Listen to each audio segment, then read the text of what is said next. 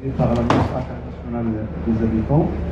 Je m'appelle Alma Nali, je suis le président des réseaux marocains pour le logement décent. Bien sûr, nous avons devant nous une thématique très importante qui va, c'est-à-dire qui va normalement vers la construction d'un réseau méditerranéen des habitants. Comme vous le savez, le réseau marocain pour le logement décent, c'est un réseau qui a bien sûr des objectifs et des stratégies.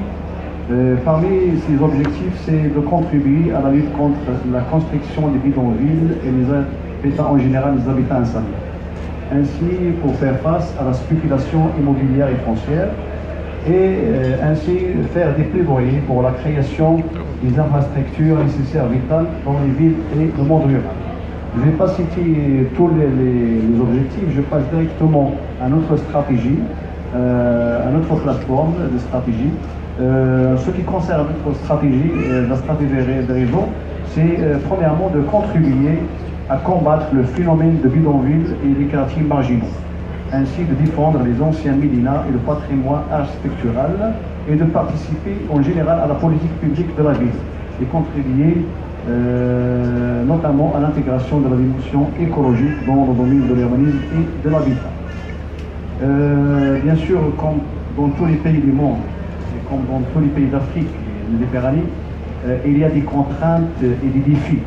Et parmi les contraintes et les défis que connaît le Maroc, malgré les efforts qu'il a fait depuis la stratégie de 2004 en ce qui concerne la stratégie de lutte contre les bidonvilles, des villes sans bidonvilles, il existe encore des bidonvilles au Maroc.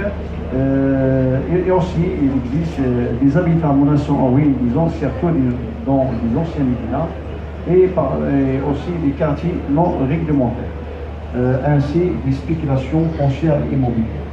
Et je ne vais pas être long dans l'explication de ces contraintes et défis. Je passe directement la parole à notre ami Ilham, le docteur Ilham Tarazout, qui est docteur en droit et qui va être explicite sur les aspects juridiques concernant les défis et les contraintes au niveau international et au niveau du Maroc.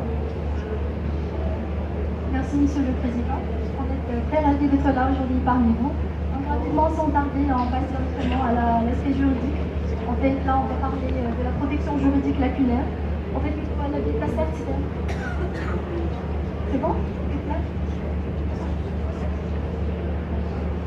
D'accord, merci. Alors, le droit à l'habitat, certainement, comme tout le monde le sait, c'est un droit fondamental qui est reconnu par plusieurs instruments universels qui sont relatifs aux droits de l'homme. Notamment que l'État bien sûr marocain s'engage à en respecter les termes.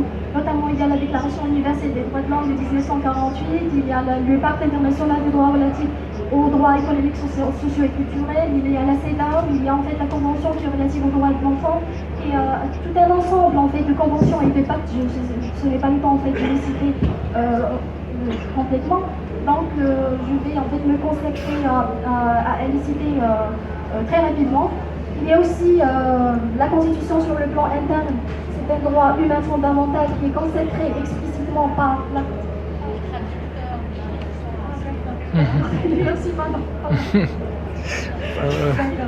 Donc, qui est reconnu dans la Constitution 2011 marocaine, dans son article 31, d'accord, très bien, son article 31.